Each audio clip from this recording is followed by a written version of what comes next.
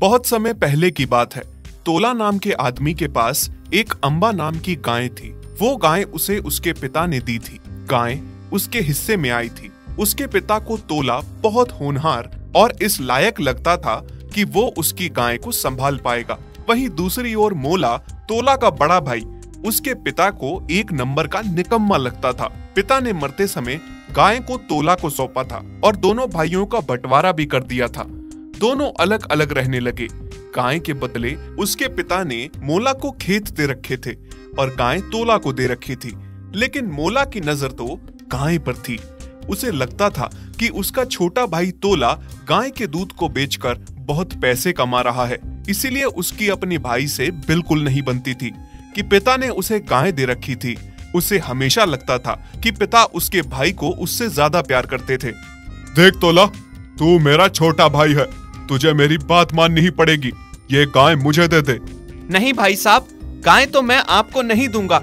मरते समय पिताजी ने ये गाय मुझे सौंपी है। क्या पता उन्हें लगता हो कि आपसे ज्यादा मैं अम्बा का खूब ख्याल रख सकता हूँ, इसलिए उन्होंने ये गाय मुझे दी हो। उनकी आखिरी निशानी है, इसे मैं आपको नहीं दूंगा।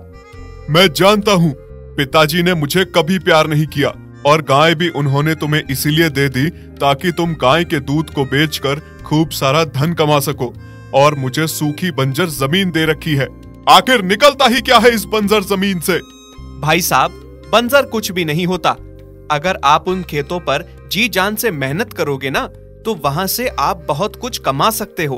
आपका वहम है कि मैं गाय का दूध बेचकर बहुत धन कमा रहा हूँ। मुझे माफ कर दीजिए, लेकिन मैं ये गाय आपको नहीं दूंगा।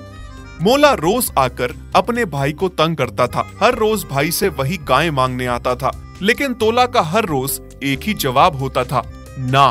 बस बहुत हो गया। बहुत बार मैं प्यार से तुमसे ये गाय मांग चुका, तुमने नहीं दी। अब मुझे दूसरा तरीका अपनाना पड़ेगा। जब घी सीधी उंगली से ना निकले तो उंगली टेढ़ी करनी पड़ती है। अगर ये गाय मेरे नाम नहीं हुई तो ये तुम्हारी भी नहीं होगी। आज रात को ही मैं इस गाय को जंगल में छोड़ दूंगा ताकि इस गाय को जंगली जानवर खा जाएं। पिताजी ने भी मेरे साथ गद्दारी की थी ना, उनकी आत्मा को भी शांति नहीं मिलेगी। इसी में मेरी खुशी है। मोला ने सोच लिया था कि अब वो गाय को तोला के पास नहीं रहने देगा और गाय को जंगली जानवरों के बीच में छोड़ कर आएगा ताकि जंगली जानवर उसे खा लें। फिर जैसे ही रात होती है, तोला सो जाता है और मोला उसकी गाय गौशाला से पहुंचाता है और अम्बा गाय खोलता है। अम्बा बहुत चिल्लाने लगती है। तभी मोला उसे कहता है, देख गाय, सीधी सीधी मेरे साथ चल तो ठीक है, नहीं तो मैं तुम्हारे बच्चे को यहीं पर मार दूंगा। देखो मेरे पास कितनी बड़ी छुरी है। नहीं, आप मेरे बच्चे को कुछ मत करिए। मैं आपके साथ चलने को तैयार हूँ। जहाँ आप बोलेंगे मैं वहीं चलूंगी। शाबाश, अब मेरे साथ चल।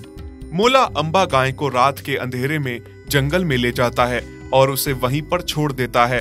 और अम्बा बहुत रोती है, बिलखती है, पर मोला को उस पर जरा भी तरस नहीं आता।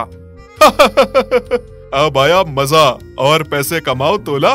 तुझे तो पता भी नहीं है कि तेरी गाय कहाँ है। सुबह तक तेरी गाय को जंगली जानवर खा चुके होंगे। इस तरह से मेरा बदला पूरा होगा, तुझसे भी और मरे हुए पिताजी से भी। न जाने क्या दुश्मनी है मेरे मालिक के साथ उनके भाई की, जिस वजह से उन्होंने मुझे जंगल में लाकर छोड़ दिया। लेकिन मुझे हिम्मत नहीं हारनी होगी। अगर मुझे उन्होंने जंगल में छोड़ा है तो मुझे घर जाना चाहिए। मेरा बच्चा है जो दूध पीता है, अभी वो घास भी नहीं खाता, और मालिक भी बहुत परेशान हो रहे होंगे कि मैं कहाँ पर हूँ। उन्हें तो पता भी नहीं होगा कि उनका भाई मुझे इतने बड़े घने जंगल में जानवरों के बीच में छोड़ आया है। मुझे इस जंगल से बाहर जाने का रास्ता ढूंढना होगा। इस तरह से अम्बा जंगल से बाहर जाने का रास्ता ढूंढने पूरे दिन चलती रहती है, लेकिन उसे बाहर जाने का रास्ता नहीं मिलता। दूसरी ओर अम्बा का बच्चा अपनी माँ और उसके दूध के बिना दिन भर तरसता रहा, रोता रहा। तोला तो इस बात को लेकर परेशान था कि अम्बा गाय आखिर गई तो गई कहाँ। तोला अम्बा को हर जगह तलाश करता है, लेकिन अम्बा उसे कहीं नहीं मिलती। तुम चिंता ना करो, मैं जल्द ही तुम्हारी माँ को ढूंढ लाऊंगा। वो कहीं नहीं गई होगी, यहीं कहीं आसपास होगी। बस तुम धीरज रखो। मैं बहुत थक गई हूँ, लेकिन मुझे जंगल से बाहर जाने का रास्ता अभी तक नहीं मिला है। भगवान, मेरा बच्चा दूध के लिए तरस रहा होगा, रो रहा होगा। मेरी मदद करो भगवान। मेरा गला भी बहुत सूख रहा है, बहुत प्यास लगी है। क्या करूं? इस घने जंगल में ना ही मुझे बाहर जाने का रास्ता मिल रहा है और ना ही कहीं पानी की बूंद दिख रही है। चलते चलते अम्बा को एक जगह पानी का बहुत बड़ा गड्ढा दिखाई देता है, जिसमें बारिश का पानी भरा हुआ था। शुक्र है कहीं पानी नजर आया। अब मैं जी भर के पानी पीती हूँ, उसके बाद बाहर जाने का रास्ता तलाश करती हूँ। अम्बा को पानी तो मिल गया था, लेकिन गड्ढा गहरा होने की वजह से वो पानी तक नहीं पहुंच पा रही थी। वो पानी पीने की बहुत कोशिश कर रही थी, लेकिन पानी तक पहुंच नहीं पा रही थी। अचानक से अम्बा का पैर फिसला और अम्बा जाकर उसी गड्ढे में गिर पड़ी। हे भगवान, मैं तो इस गड्ढे में गिर गई। अब मैं यहाँ से बाहर कैसे निकलूंगी? अम्बा पहले जी भर के पानी पीती है, फिर वहां से बाहर निकलने की कोशिश करने लगी। लाखों कोशिशों के बावजूद भी वहां से बाहर नहीं निकल पाई तो थोड़ी दूर जंगल में एक जंगली खूंखार भेड़िया बहुत दिनों से प्यासा भटका हुआ आ रहा था और पानी की तलाश में था, लेकिन उसे पानी नहीं मिल रहा था। बहुत प्यास लगी है, कब से पानी की तलाश कर रहा हूँ, लेकिन पानी नहीं मिल रहा है। लगता है आज तो पानी के बिना ही मर जाऊंगा। थोड़ी देर बाद भेड़िया चलते चलते उसी गड्ढे तक पहुंच जाता है, जहां उसे पानी के साथ साथ गाय भी दिखती है। अरे बाप रे, मुझे पानी मिल गया, पानी के साथ साथ खाने के लिए शिकार भी मिल गया। इतनी मोटी ताजी हट्टी कट्टी गाय, मेरी तो सीधी सीधी लॉटरी निकल गई। आज तो मैं भगवान से कुछ और भी मांग लेता तो वो भी मिल जाता। भेड़िया पानी पीने के लिए बिना सोचे समझे पानी में छलांग मारकर कूद जाता है। अम्बा भेड़िए को देखकर बहुत घबरा जाती है, लेकिन पानी में कूदने के बाद भेड़िया को पता चलता है कि गड्ढा बहुत गहरा है। अरे बाप रे, ये क्या? शिकार और पानी मिलने की वजह से मैंने तो सोचा ही नहीं कि गड्ढा इतना गहरा है। अब मैं बाहर कैसे निकलूंगा? हाँ, मैं पहले पेट भर के पानी पी लेता हूँ। भेड़िया जी भर के पानी पी लेता है। अरे मैं तो भूल ही गया, मेरे सामने तो शिकार खड़ा है। एक काम करता हूँ, मैं इस गाय को खा लेता हूँ, उसके बाद बाहर निकलने की तरकीब बनाता हूँ। भेड़िया धीरे धीरे करके अम्बा गाय के पास आने लगता है। अम्बा डरी सहमी सी थर थर कांपने लगती है। हे भगवान, ये भेड़िया तो मेरी ही ओर आ रहा है। मुझे लगता है आज मैं नहीं बचूंगी, ये मुझे खा जाएगा। भला मुझे छोड़ेगा भी क्यों? इसके सामने शिकार खड़ा है और ये क्यों छोड़ेगा? पर फिर भी मुझे कोशिश करनी चाहिए खुद को बचाने की। मुझे इसे अपनी बातों में फंसाना होगा। भेड़िए भैया, तुम मुझे मत खाओ, मैं तुम्हारे काम आ सकती हूँ। हाँ, तुम मेरे काम आ सकती हो? भला कमजोर सी गाय, तुम मेरे किस काम आ सकती हो? मैं सच कह रही हूँ, मैं तुम्हारे काम आ सकती हूँ। मैं तुम्हें यहाँ से बाहर निकलने में मदद कर सकती हूँ। अगर तुमने मुझे खा लिया तो तुम यहीं पर रह जाओगे, बाहर नहीं निकल पाओगे और यहाँ तो दूर दूर तक कोई भी नहीं आता। फिर तुम्हारी मदद कौन करेगा? यहाँ कौन आएगा? कौन तुम्हें यहाँ से निकालेगा? तुम मुझे यहाँ से कैसे निकालोगी? तुम जानते हो, मैं यहाँ कल रात से इस गहरे गड्ढे में ठंडे पानी में फंस गई थी। मदद के लिए मैंने बहुत चिल्लाया, लेकिन मेरी मदद के लिए कोई नहीं आया। अभी बस तुम आए हो। अगर तुम मुझे खा जाओगे तो तुम भी यहाँ पर अकेले रह जाओगे, लेकिन बाहर नहीं निकल पाओगे। फिर धीरे धीरे करके ठंडे पानी में तुम मर जाओगे। इसलिए मैं कहती हूँ, मेरी बात मानो और एक दूसरे की मदद से बाहर निकलने की कोशिश करते हैं। ठीक है, पर बाहर निकलेंगे कैसे? पहले तुम मेरी पीठ पर चढ़कर छलांग लगाकर बाहर निकल जाओ, फिर रस्सी लेकर आना और मुझे खींच के बाहर निकालना। मन ही मन भेड़िया सोचने लगता है। हाँ ठीक है, ऐसा करता हूँ, इस गाय की मदद से बाहर निकलता हूँ, बाद में इसको बाहर निकालकर आराम से खा लूंगा। इस तरह से भेड़िया गाय की पीठ पर चढ़ा और जोर से छलांग लगाकर बाहर निकल गया। उसके बाद रस्सी लेकर गाय को खींच के बाहर निकालता है। अब जैसे ही भेड़िया गाय को खाने वाला होता है कि गाय बोल उठती है, शुक्रिया भेड़िया भैया, तुमने मेरी मदद की। अगर तुम नहीं होते तो मैं बाहर नहीं निकल पाती और वही ठंड के कारण मर जाती। तुम बहुत अच्छे हो, मेरे लिए किसी फरिश्ते से कम नहीं हो। भगवान ने तुम्हें मेरी मदद के लिए भेजा है, इसके लिए मैं बहुत शुक्रगुजार हूँ। अम्बा ने भेड़िए को अपनी बातों में फंसा दिया। ये सुनकर भेड़िए की आंखें नम हो गईं। उसकी आंखों में आंसू आ गए। वो अपनी तारीफ सुनकर बहुत खुश हुआ कि गाय उसकी तारीफ कर रही है, उसका शुक्रिया अदा कर रही है। नहीं, मदद तो तुमने मेरी की है, या फिर तुम यूं कहो कि हम दोनों ने एक दूसरे की मदद की है। दोनों ने एक दूसरे की जान बचाई है। भगवान ने हम दोनों को एक दूसरे की जान बचाने के लिए भेजा था। अब इससे पहले कि मेरा मन बदल जाए और मैं तुम्हें खा लूं, जाओ तुम अपने घर चली जाओ। शुक्रिया भेड़िया भैया, तुमने मुझे नहीं खाया। अब जल्दी से घर जाने का रास्ता तलाश करती हूँ, इससे पहले कि किसी और जंगली जानवर का शिकार बन जाऊं, कोई मुझे खा जाए। जल्दी से घर चली जाती हूँ। अम्बा खुश होकर जंगल से बाहर निकलने का रास्ता तलाश कर लेती है। वो जंगल से बाहर निकल जाती है, फिर जल्दी से अपने घर पहुंच जाती है। अम्बा को देख तोला और उसका बच्चा बहुत खुश हो जाता है। अम्बा अपने बच्चे को गले से लगाती है, बहुत प्यार करती है और भर के दूध पिलाती है। तोला भी अपनी गाय को वापस पाकर बहुत खुश था। और जब मोला को पता चलता है कि अम्बा अपने घर लौट आई है, तो वो बेहद बेचैन हो उठता है कि गाय अपने घर वापस लौट आई है। महुआ नाम के किसान का जीवन बहुत ही कष्ट में गुजर रहा था। महुआ के घर में उसकी पत्नी सीमा और महुआ बस 2 जने ही रहते थे। थोड़े समय पहले ही महुआ की शादी हुई थी। उसने अपनी शादी के लिए बहुत कर्ज लिया था। कर्ज तो ले लिया था, पर अब उसे खत्म करना उसके लिए मुश्किल हो गया था। सीमा, तुम भी सोचती होगी ना, किस कर्ज में डूबे इंसान से शादी कर ली। कर्ज खत्म करता हूँ तो खाने के लिए कुछ नहीं बचता, और खाने के लिए बचाता हूँ तो कर्ज खत्म ही नहीं होता। क्या करूँ, कहाँ जाऊँ?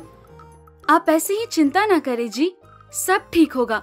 एक दिन इस कर्ज के भार से हम भी बाहर निकल ही जाएंगे। दिन ब दिन बढ़ते कर्ज से महुआ अब बहुत चिंतित रहने लगा था।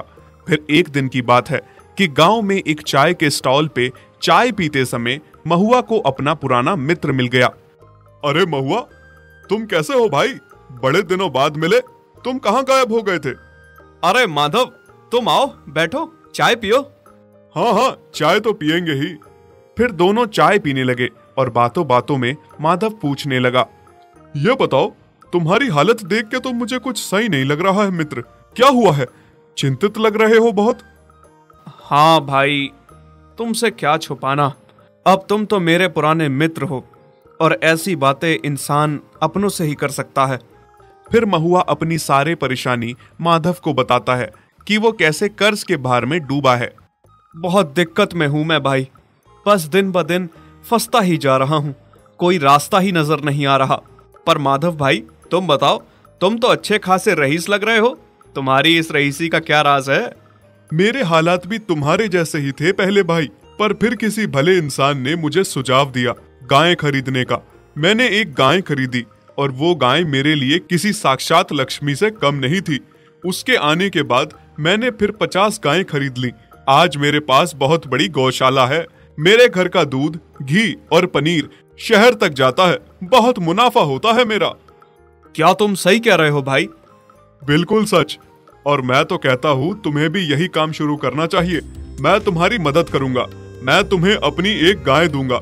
जब तुम्हारा काम चलने लगेगा तो तुम मुझे उस गाय के पैसे दे देना। अब अपने मित्र के लिए मैं इससे ज्यादा और क्या करूं, बोलो? बहुत बहुत धन्यवाद मित्र तुम्हारा, वरना आज के जमाने में कौन किसके लिए इतना करता है। माधव उसी दिन महुआ को अपनी एक गाय दे देता है। अरे, ये किसकी गाय को तुम घर ले आए हो? किसी की गाय नहीं भाग्यवान, अपनी गाय है और इसका नाम गौरा है। अपनी गाय? पर अपनी गाय कहाँ से आई? महुआ सीमा को सारी बात सुनाता है और सीमा बहुत खुश हो जाती है। उसकी खुशी का कोई ठिकाना नहीं था। हमारी अपनी गाय, अब मैं इसे बहुत प्यार से रखूंगी। देखना, धीरे धीरे अब सब ठीक हो जाएगा। महुआ और सीमा बहुत खुश थे कि अब हमारी भी माधव की तरह किस्मत बदलने वाली है। फिर अगली सुबह, सीमा उठो, कितना सोती रहोगी? क्या तुम भूल गई क्या? अब हमारे घर में एक गाय भी है।